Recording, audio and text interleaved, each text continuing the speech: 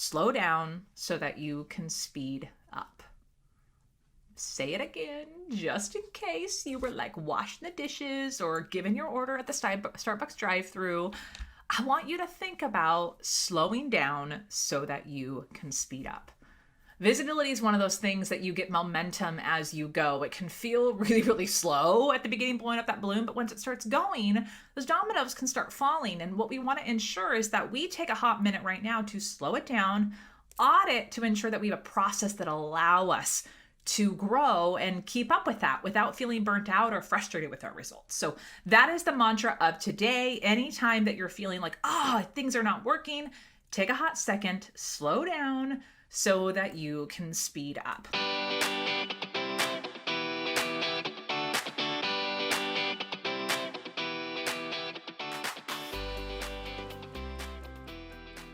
Well, hey friend, welcome to another episode of the show. And this one here is going to be one of the most actionable episodes we've done in quite some time. So just get yourself mentally ready, because today you're going to want to take some notes, come back to this.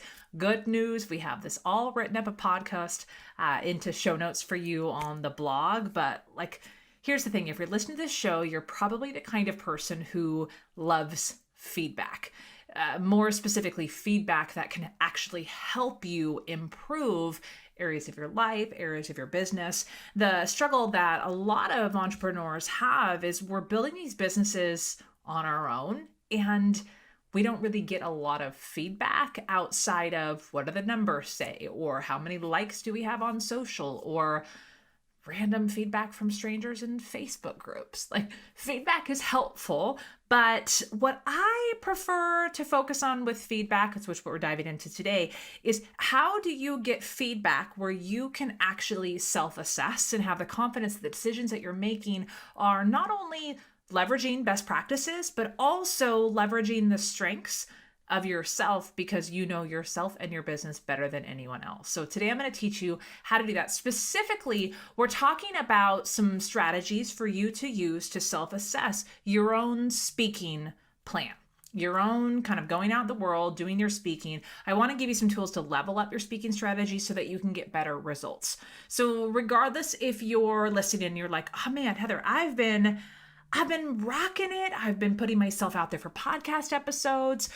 Maybe you have a couple expert topics that you've outlined and said, okay, this is what I'm going to talk about when I'm a guest speaker.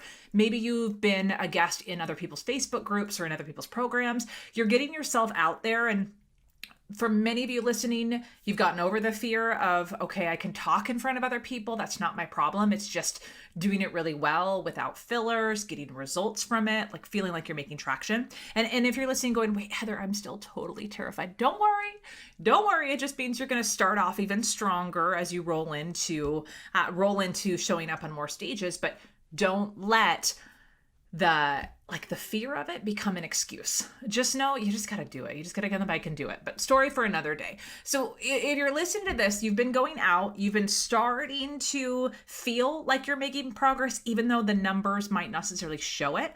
But a lot of the work we're doing, visibility, is kind of under the surface.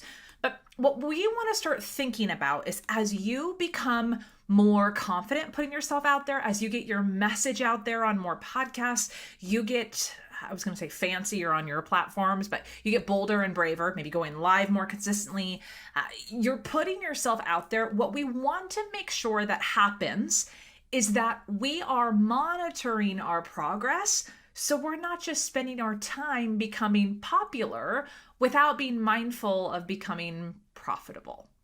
I know I talk about this a lot on the show. I've been on a few little rants here around our goal isn't to be popular, meaning look at all the busy work we show online and everybody thinks our businesses are thriving because people are actively engaging or we're showing up all the time. But that's not what we're creating here. That's not what strategic and sustainable, that was a hard thing to say, but visibility, right? Intentional visibility, as I call it, that's not what that's about. We need to ensure that with what we're doing, actually, we're building progress. And progress can be measured in a few ways. It could be in how you feel in terms of how you're showing up, so the more confident you become, you can actually get progress from having your message become more defined as you go. Think about your messaging as a muscle that you build the more that you put it out there. So that's progress. The clearer your message gets, the more your message is resonating with others. That's progress. And then, of course, there's progress in the numbers, right? But that is not the only part of the story when it comes to using your voice and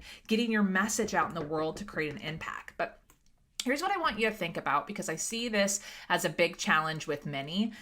Consider this metaphor for a moment. Imagine that I've just handed you a balloon, like a birthday party balloon, and you're going to blow it up. And imagine you take a big deep breath,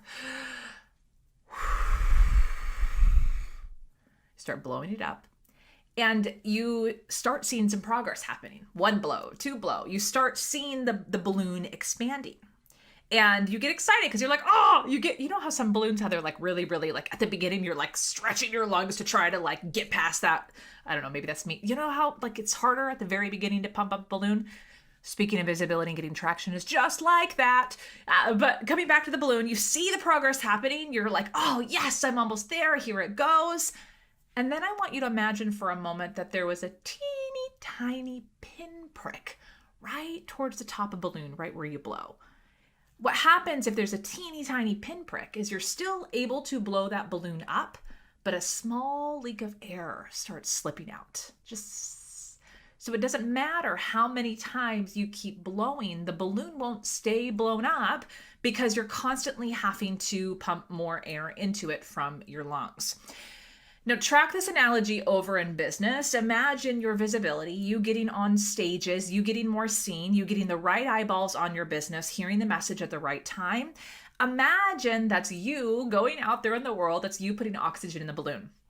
But imagine that all of these efforts, as you're doing this, imagine that there is a leak in the balloon of your visibility, which means that you're putting all this effort in, but it's not necessarily paying off in an intentional and sustainable way.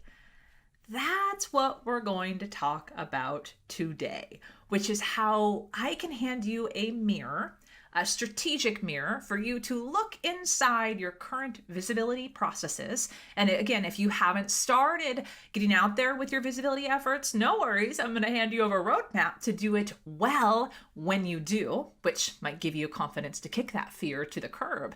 But I'm going to give you some things to look at, because what most people ask me about when you have the ability to sit down with me for a Q&A, any questions I get, it's always, Heather, how do I book more speaking gigs? How do I get selected to be on a podcast? How do I find speaking gigs? How do I book them? How do I get paid more? It's all about finding the opportunities. It's all about blowing air in the balloon. That's the sexy, fun conversation. But the real conversation that I like to take it to is, let's make sure there are no holes in your balloon before we are pumping it up and expecting it to float away. I mean, in that situation, you would have to somehow convert your oxygen into helium, but just go with me with this analogy. I think it worked. What do you think? Which, okay, side tangent here. I think I haven't really said this explicitly on the show, but y'all know that analogies and metaphors are like my thing, right? Recently I was doing one of our Level Up labs inside Speak Up to Level Up, which is my program to teach you how to create a signature talk and get out there in the world and start speaking more confidently. We do a lab every month where people practice. And somebody had the question, they're like, Heather, how the heck do you come up with so many analogies that work? And I laughed and I said, well, it's because I'm willing to try so many analogies, knowing that not all of them are going to actually stick. I actually have this like secret little mission when I communicate around how can I explain this in a different way that others can get? Where can I use a metaphor, an analogy, all those kinds of things. It's kind of like a secret bonus tip.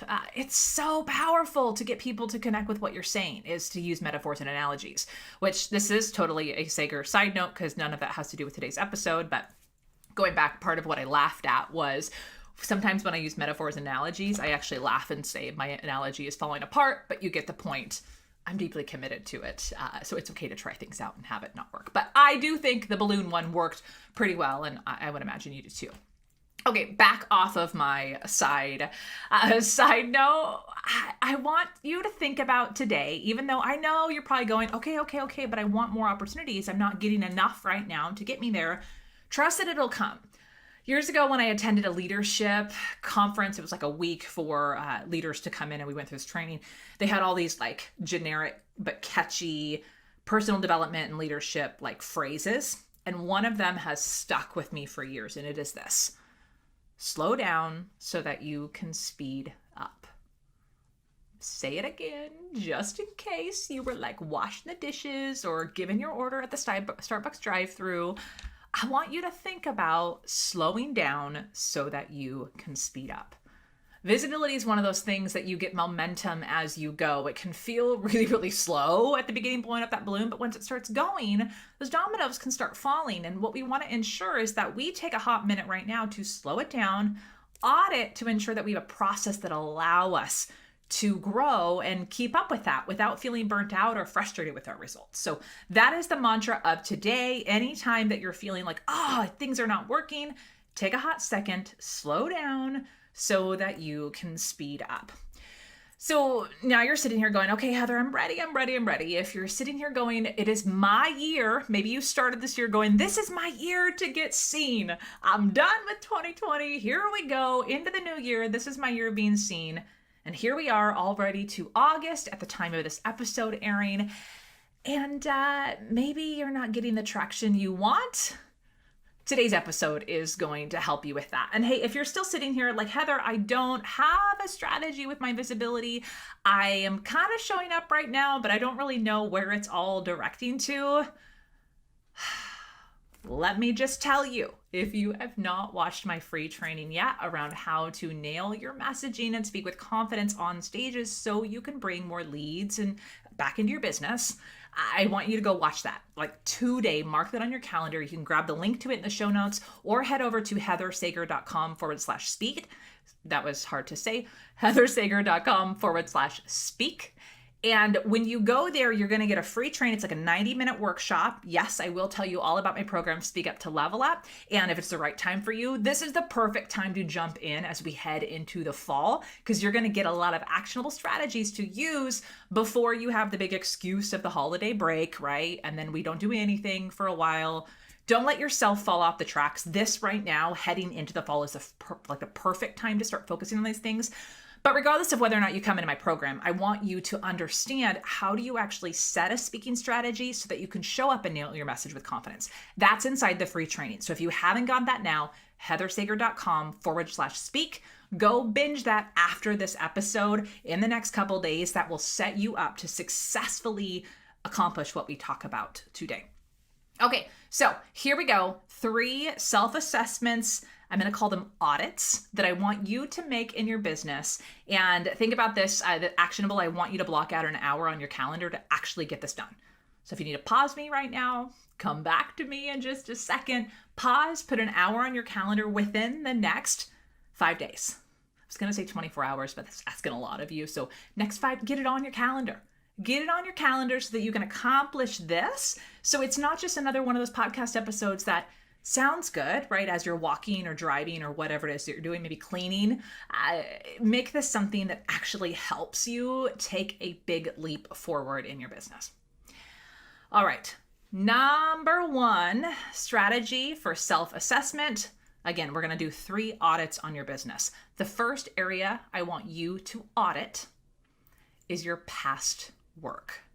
Your past work. Specifically, what I mean is I want you to actually listen, watch, either or, depending on the format, existing podcast interviews, guest presentations, those kinds of things that you have already done. I want you to pick 1 or 2, and I want you to watch it back. And I know you're either thinking one of 2 things right now. 1, you're thinking, Heather, I don't have any of those. I haven't done any guesting yet, or I don't have access to the recording. If you've been a guest, you have access to the recording because the show was published and it was behind, if it was behind a private paywall, email the person and ask if you can have a copy of that so that you can improve. That's what we're about to do here. Totally, like, remove the excuse. If you're going, I don't have one of those, you probably do. You just don't want to find it because you don't want to watch it, right? However, if you legitimately have not done a podcast interview or a guest presentation, you don't get off the hook on this. I want you to go check out a live stream that you've done, either on Facebook or on Instagram. I want you to find one that you have done. That's your next option. You still don't have that. We're going to find another solution. I want you to find a video that you've recorded, whether it's a course video or something. I want you to watch a video of yourself and audit your work. Ideally, a podcast or guest interview presentation, something where you're presenting your content. Now, if you're sitting here going, all right, so that was the excuse, right? Number one, I don't have one. We tackled that. The other excuse is you're probably going, I don't want to.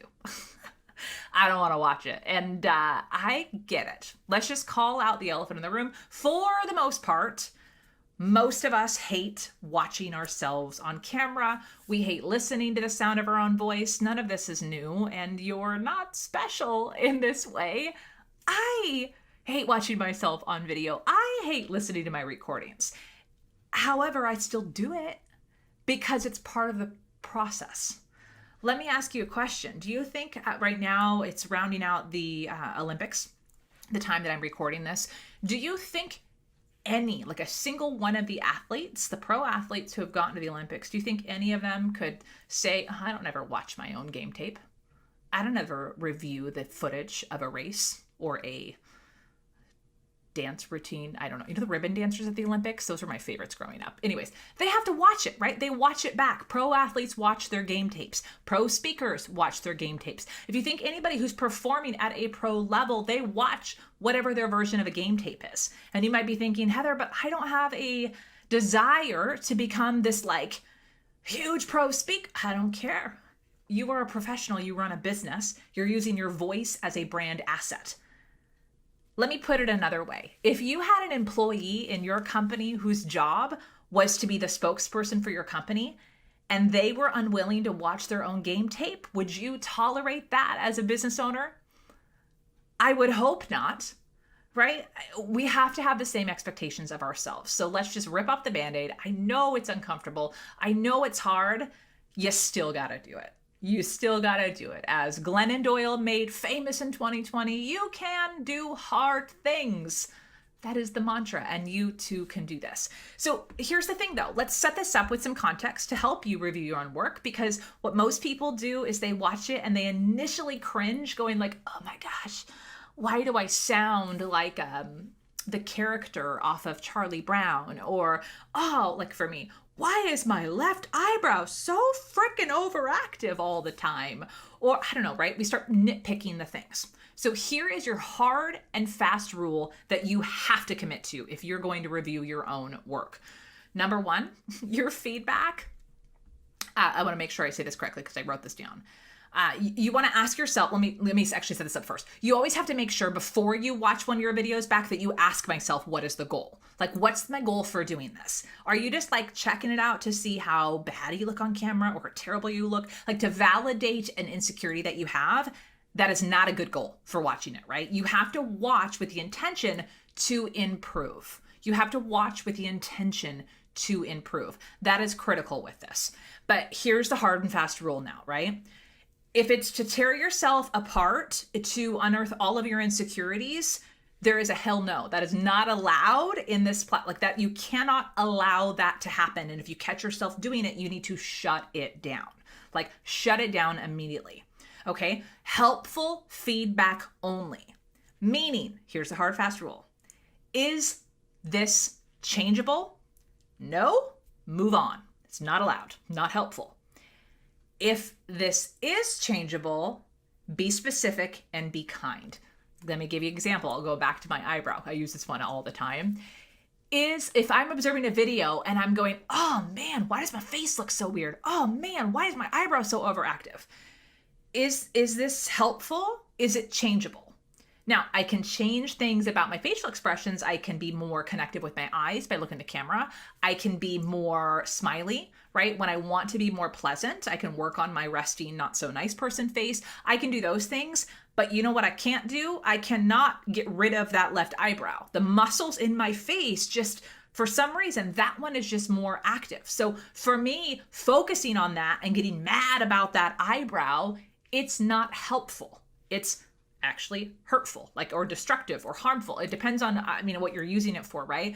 But if it's not changeable, it is not helpful. It is not helpful. It is not tolerated. You have to be disciplined enough to only give yourself feedback that's actually going to be helpful. You follow what I'm saying here? That's the hard and fast rule. Because here's the important thing. When you develop the resiliency to go back and listen to a podcast episode that you were on, to be able to, maybe you have a podcast, to listen to your own podcast, to listen to the sound of your voice, to listen to, are you rambling a lot? Are you on track? Are you talking so fast people can't keep up? Whatever it is, when you have the ability to listen to it back, sure, you might not know all the secrets and strategies to get to become the best, but you are your best teacher. You are your best teacher because you know yourself, you know how you want to come across.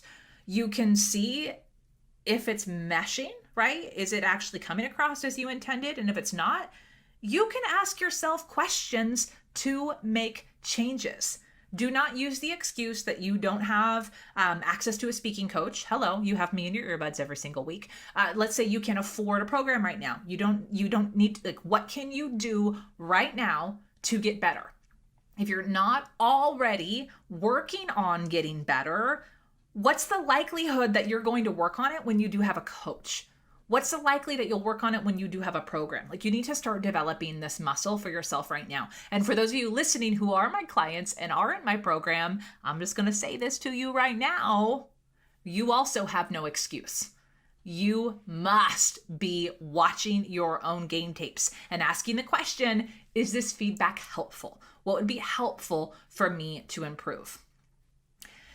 Let me give you a couple lenses, just a little bonus tip here. If you're going, okay, so I am going to be helpful with my feedback, but Heather, what specifically should I be looking for? So I'm going to give you 3 things I want you to think about, and just these 3, and I'm sure you'll come up with a laundry list of other things, which is great. Go for it. But remember, you don't want to come up with a laundry list of feedback for yourself, because imagine being on the receiving end of that if it was another person. So be kind, be helpful. That's your mantra. But I want you to think about these 3 things. 1, were you likable? I know I'm starting there, but were you likable? Were you pleasant to listen to? Were you friendly? Did you have personality? Whatever that looks like for you, but were you likable? And if not, okay, ask yourself, do I need to smile more? Do I need to sound a little bit more pleasant with my voice? Do I need to maybe throw a joke in there if you're a funny person? Do you sound like you? So that's number 1, just audit. Are you authentic and are you likable? Number 2, I want you to ask the question, how do I want to express this? Was what you said light? I call it light led. Light led. Okay, let me explain what I mean by that. This is one of those things that's in my head. It makes sense. And then saying it out loud, I'm like, I have to explain this. Light led, meaning it feels light, i.e. it's easy to follow. It's clear, but it's led because it packs a punch. Right? So it feels light, where it doesn't take me 10 minutes to explain this idea, but it packs a punch. It's not like the best way to get better on camera is to practice. That's such a simple, everyone's gonna be like, well, no, I already knew that, right? You have to back it up with something a little punchier. You have to make it lead in terms of its value. Lead being the heavy metal. That's what I'm talking about here, that word lead, where it's it's concentrated, packs a punch.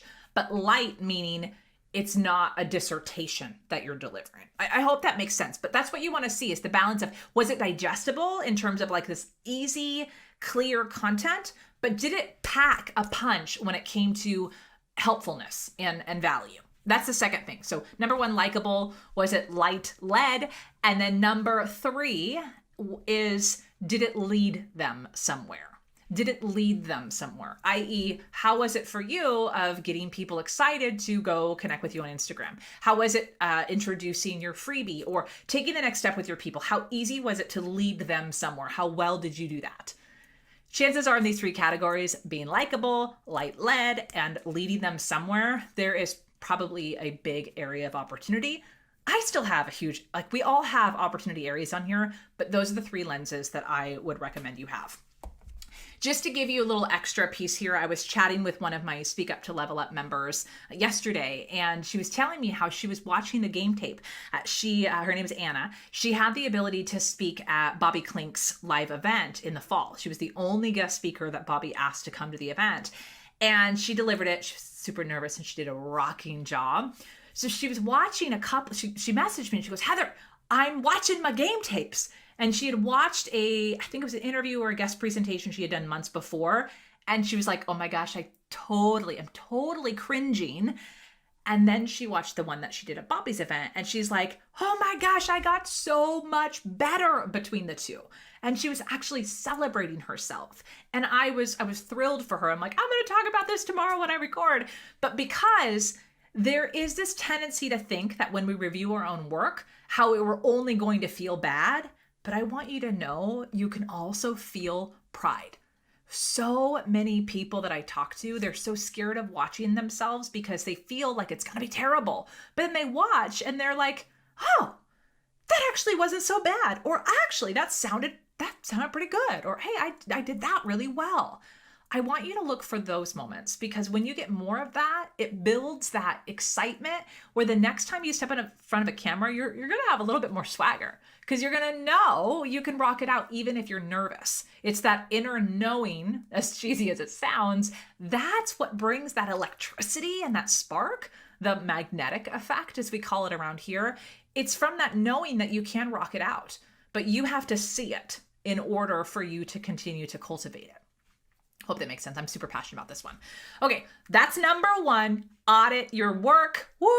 That one was a juicy one. Let's go into number 2, which I'll keep this one a little lighter touch because I think this one's easier. However, I see it as a huge missed opportunity. Number 2, I want you to audit your home base. I'll clarify what I mean by this. Your home base is where are your platforms that people would come and find you on. So let me set the scene here for a second. Let's say that you were on a podcast, and it dropped. Let's say it's dropping on Friday. Whenever you're listening to this, it's dropping next Friday. And you have to ask yourself the question, hello, if people listen to the podcast episode, what happens next? What happens next? I want you to put yourself in the shoes of a listener right now, right? They're most likely, if they liked what you had to say, then maybe they're going to go to your landing page for your freebie. How does your landing page look? Have you checked that lately? How's your welcome sequence? Is it up to date? Is it relevant? Is it still sound like you, or did you write that 18 months ago? Does it need a little spruce up? Think about what are the touch points. More importantly, I want you to think about your home base, which is on most likely social media. What does your Instagram profile look like? And most importantly, is it sticky? So I know a lot of times people that I work with, they're still earlier in their business. So they're still trying to figure things out. But some of you are listening to this going, I still am using my personal profile on Instagram, or I'm still using like a cutesy name on Instagram, and my bio says hashtag mom, like boy mom, wine lover, avid reader. I say that with all the love because I swear that's what my Instagram profile said when I started my business. Totally change it and be clear of what you do. You want your Instagram profile to be sticky, because if people love the conversation, and let's pretend your main platform is Instagram, they're going to connect with you there. Bonus points if you told people to connect with you there. But I want you to think about, not only is your profile sticky, i.e., do you have a good bio? Do you have a picture where they can see your face directly on camera so they can see you and not like your hair over your face? That's not sticky. And I want you to also think, listen to this one very carefully. What are your last 3 posts on your social media? What are the last 3 posts? Because if somebody lands on your page, they're going to see those. But if they start following you, those are going to show up in their feed. And if all 3 posts are about your cats, or about your new juice cleanse, unless you're a fitness person, or about your, life things, which life things are great to put on Instagram. But if the last 3 posts don't have anything to do with what you've talked about on that podcast or your area of expertise, your platform, your area, your home base is not going to be sticky. What do I mean by sticky? Think about fly paper. Here's another analogy. Consider flypaper, not to call these people flies, but they're flying around. You want your paper to like zing, they're going to stick around. You want people to go to your feed and be like, yes, I'm going to follow her, and then work, like engage with your content. Are they going to stick around more than 24, 72 hours once they really see what you have to bring to the table on that platform? I hope that makes sense. But I think this one here, auditing your home base, all I want you to do with this, when you block out this time and do it, I want you to walk through the experience of somebody who just met you. What do they experience? What do they see when they visit your Facebook page? What do they see when they visit your Instagram page? What do they see when they visit your homepage? Whatever it is that you send people, I want you just to do a walkthrough, a virtual walkthrough, right? What do people see? And ask yourself the question, is this sticky and the best representation of me? Doesn't mean you need to change anything. It just means that maybe you make a couple changes, but I want you to think about this. And why I call it an audit is I want you to do this now and then build a process around this. When you know you have a podcast episode dropping live, or you have something coming out where there's potentially going to be more eyeballs on your social media, make sure that you have planned some good posts for that time right before and right after. That is a bonus tip for you, but I want you to think about this. What is, like, if that's their first impression, is that slice of time best representing you? If it's not, well, there's an area of opportunity for you to work on. But remember, feedback still applies. Is it helpful? If so, it means it's changeable. So do something about it. Okay, audit number 3. I told you that one was a quickie. Audit number 3, this one here, I want you to stay with me if you're not a numbers person. This is going to take a little bit more cognitive discipline on your part. We're going to use your brain, but we're going to go with it. We're going to talk numbers, because here's the thing. We run businesses, not hobbyist shops, and business is a series of numbers. Now, you might not be tracking a ton of numbers in your business. Maybe this is an area that you don't feel super comfortable with. Can you make it a goal for yourself to get more comfortable with it? Can you wade through the muck of numbers so that you at least can develop some, let's just say, some resiliency to be uncomfortable? It's okay if you're uncomfortable with it. But for those of you listening here going, I rock it, I love numbers. Either way, stick with me because this one's going to be important. Number 3, we're going to audit your results. We're going to audit your results. I pinky promise with you, I'm not going to go down a spreadsheet rabbit hole with you on this one. We're going to stay mildly high level, but I'm going to give you some little tastes and flavors of things I want you to be looking at so that you can keep the eye on the metrics related to your visibility. Because I'm a big believer of keeping tab on the numbers. I think it's really easy for us to, especially if you're like me and you're a creative, it's easy to, I hear this a lot, and I've said it before, it's really easy to go, well, ultimately revenue doesn't matter, right? I want to make an impact in the world. But if we're really talking clear, you know, in order to make an impact, you need to make money, right? You need to make money to make a bigger impact. So we know that we want to have, we don't know what the dollar amount maybe you don't like, I don't want to necessarily make $5 million. I'm not here to try to be the big next Jenna Kutcher or whoever else comes to mind. That was the first name that flew in my head. But you still know that revenue is important, right? So if you are putting yourself out there on guest stages, if you're getting yourself on podcasts and you don't actually know what impact you would like to make with that outside of, I just know I'm supposed to get more eyeballs on my business because theoretically it should lead me somewhere, make sure you go to that training. I specifically break this down, but heathersager.com/speak. I'll go through that a little bit more specifically around how do you set a specific goal related to a specific strategy related to your speaking, because you might not be set out for the numbers right now, but there are some different goals that you should have related to speaking. But here's what I recommend. What I want you to think about here, here's what I recommend. Each month, when you review important numbers in your business, many people refer to this as KPIs, key performance indicators. Let's just call them the big numbers. They could include something like revenue, sales, like how many sales you had. It could be, or how many clients you had this month. It could be new leads, so like opt-ins or your email list size. It could be landing page views. You could be looking at total number of social media followers by platform, podcast downloads. Those are some examples of some of the numbers you might be looking at. My team and I, we track those once a week. My virtual assistant, my executive assistant, Dorothy, every Monday, she pulls those numbers. I take a glance at them, but I look at them in depth every month. So what I'm recommending is that when you look at these numbers on a monthly basis, and if you're not doing that right now, I might encourage you to just start yourself a Google spreadsheet and list the things you want to track. And then just go January, February, March, April. And at the last day of the month, put the numbers in. It really could be that easy. Please do not overcomplicate and be like, oh, I have to have this fancy. You do not need fancy. You just need scrappy in this scenario, right? Here's where we're going with this. As you look month over month, so you see the trend. So I like to look at this. This is where I will get a little fancy. I like to do the little thing in Excel or Sheets and like highlight it and be like, make this a graph. It's easy to do. You go to little thingy and push, make it a chart. And then you see a line graph over time. So like your Monday number, your January 1 number might be like here. So maybe if you're listening right now, I'm doing like a hand thing with a chart, but you know a line graph, right? It goes up, it goes down, it goes up and down, whatever else. What I want you to notice is what's the trend month to month. And if you see months where it's like, ooh, I got a lot more leads this month, like what happened here?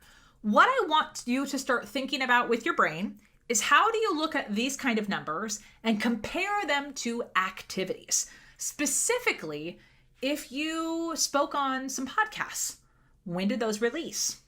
If you guest taught in somebody else's training, if you did an affiliate launch, like think about the activities of you getting out there in bigger ways.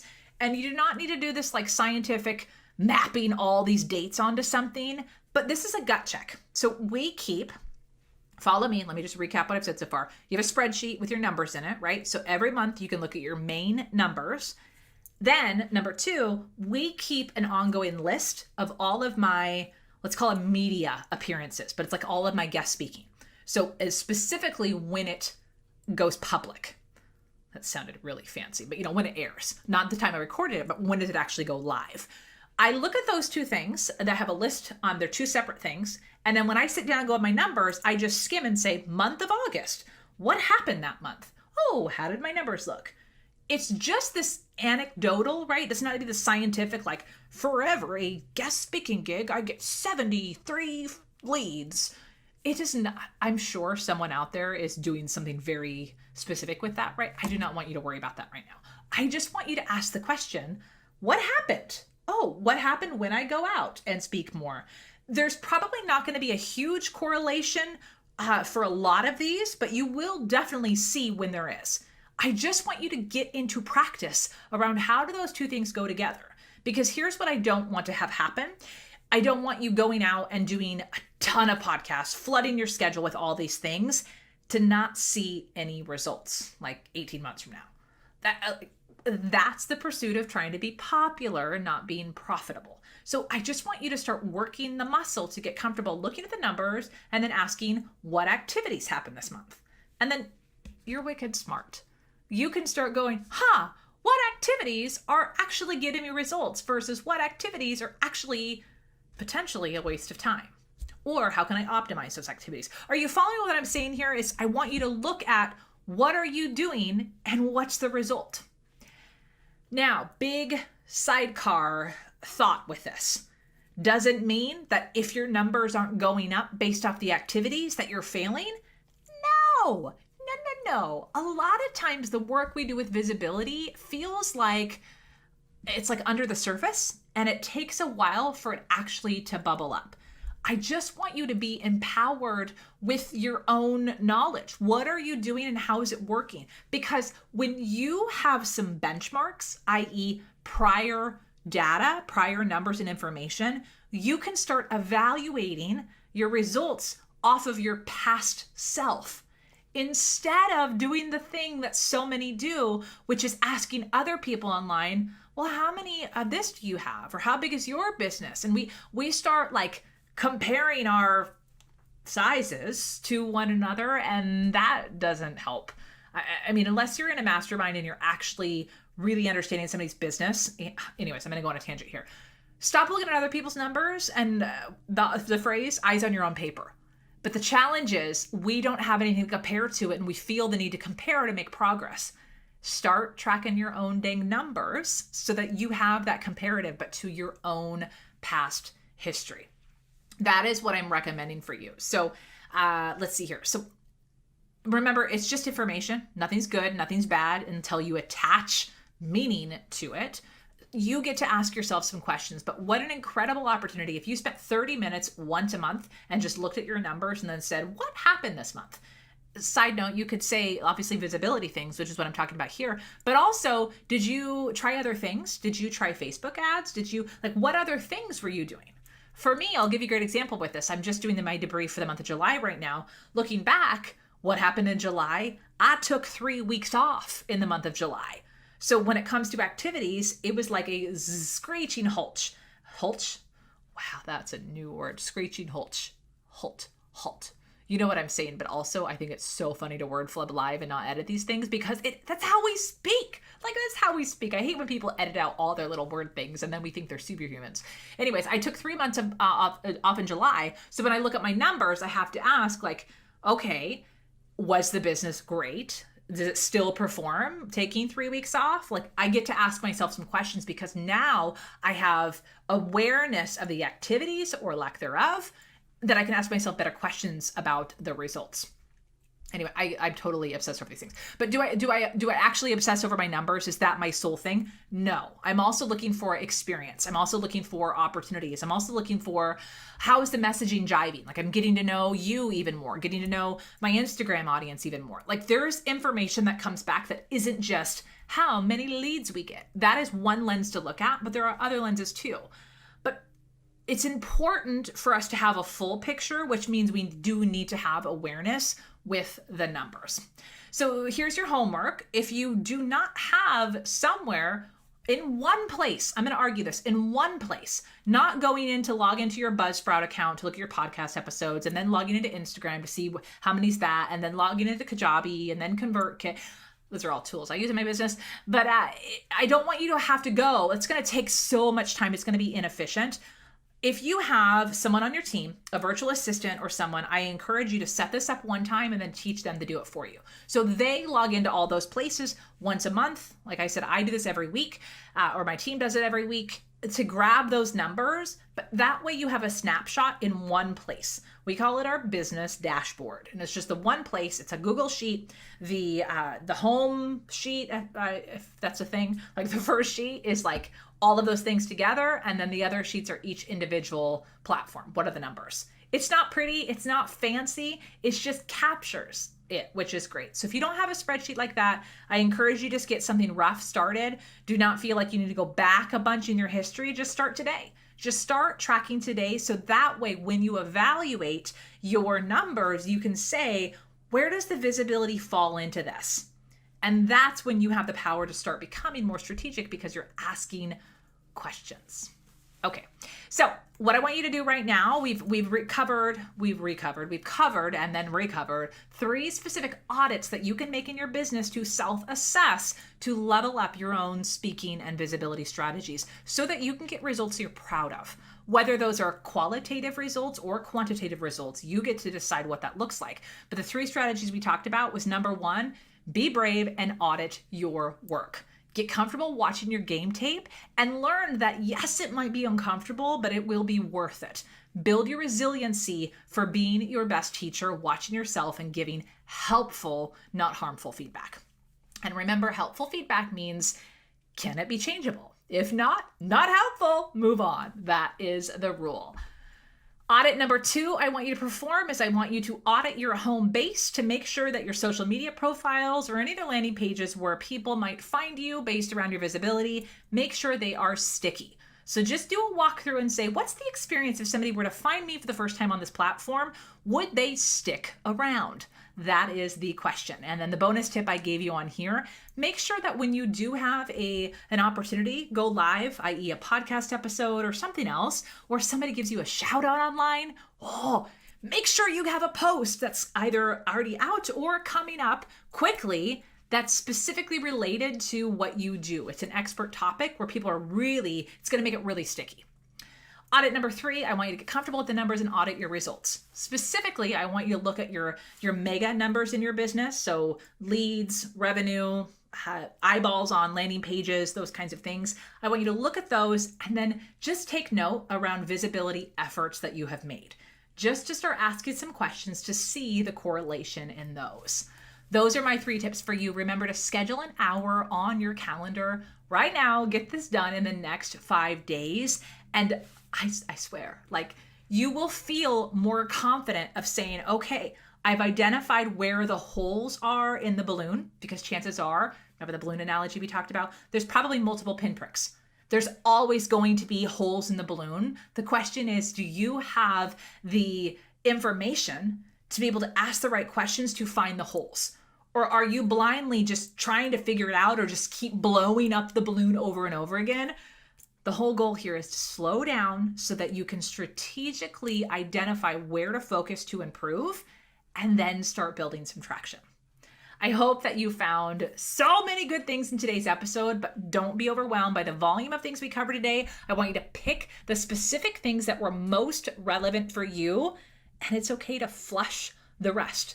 Pick the one thing that really resonated with you, or if you love all of them, remember, come back and listen to this, or we've written up everything we've talked about today in a blog post, heathersager.com/podcast. You can find all the details there. You also can find the link in the show notes here, wherever you're listening to the show today. And remember, if this idea of being more strategic with speaking, if you're also going, but what do I talk about when I do this guesting? Like, am I talking about the right things that'll actually drive leads back into my business, that'll actually lead people to stay connected with me so that I can then worry about some of these things? If that's where you are, kudos for you for listening today and saying, I am ready to speak up in a bigger way. I am ready to make a bigger impact. Now I just need a little guidance. Let me give that to you. Go check out the free training right now at heathersager.com/speak. And I'm going to teach you the secret to not only nailing your messaging, but doing it with confidence and intention so that you can sustainably grow your online business. Thanks for listening today. And hey, if you found value and you thought this episode was a fiery one, would you share it with one of your business besties or your audience on social media? Take a screenshot wherever you're listening. Give me a shout out and tell me what you love most about the episode. I love seeing those on the gram. Isn't it funny to say the gram? Anyways, I hope to see you over there at the Heather Sager. And friend, I'll see you again next week.